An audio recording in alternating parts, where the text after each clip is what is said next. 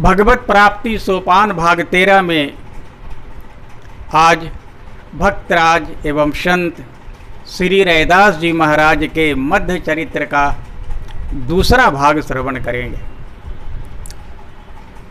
चित्तौड़ में रानी झाली रहती थीं, जिनके कान दीक्षा के बिना सूने थे।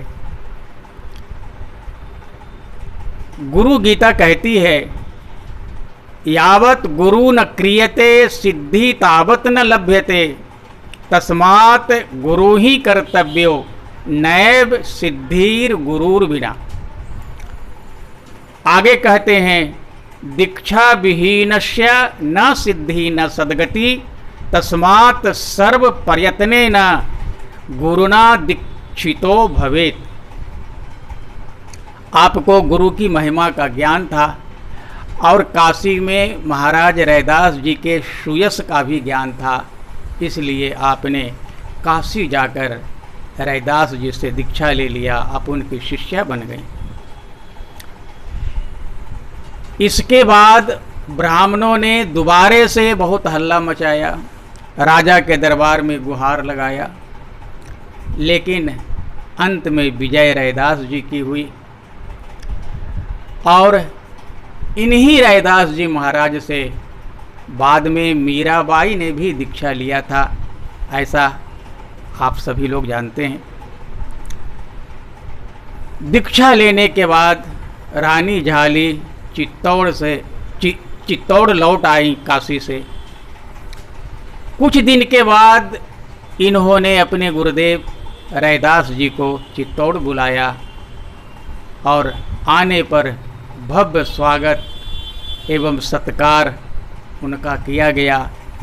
अन्न वस्त्र धन लुटाए गए, न्यौछावर किए गए, बृहत भंडारा दिया गया। ब्राह्मणों ने आकर भोजन करने से इनकार कर दिया, क्योंकि रैदास जी शूद्र हैं, ऐसा उनका कहना था।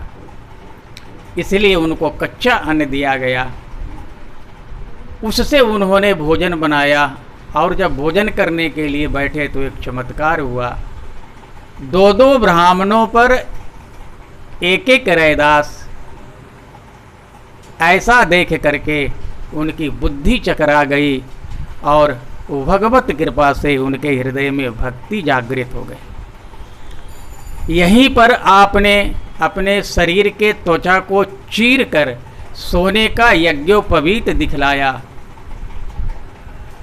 तब सब लोगों को विश्वास हो गया कि रैदास जी शूद्र नहीं हैं, बल्कि एक दिव्य पुरुष हैं। और तब जितने भी ब्राह्मण थे, उनकी लाखों में संख्या थी, सब लोगों ने उनसे दीक्षा ले लिया।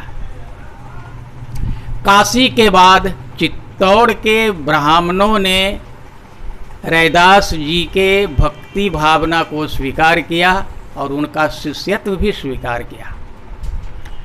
कुछ दिनों तक चित्तौड़ में रहकर रानी झाली एवं अन्य शिष्यगणों को उपदेश देकर उनमें भक्ति भावना दृढ़ किया और बाद में आप काशी लौट आए। ये तो आज का प्रसंग है। कल के प्रसंग में आप रैदास जी की ही कथा श्रवण करेंगे और वो कथा होगी उनके मध्य चरित्र का तीसरा भाग, जो बिल्कुल मन को छूने वाली है। धन्य है रैदास जी और उनकी भक्ति।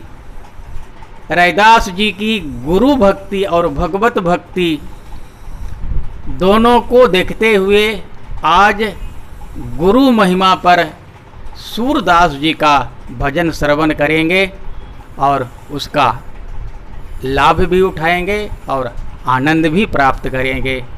धन्यवाद। Thank you. नारायण नारायण नारायण।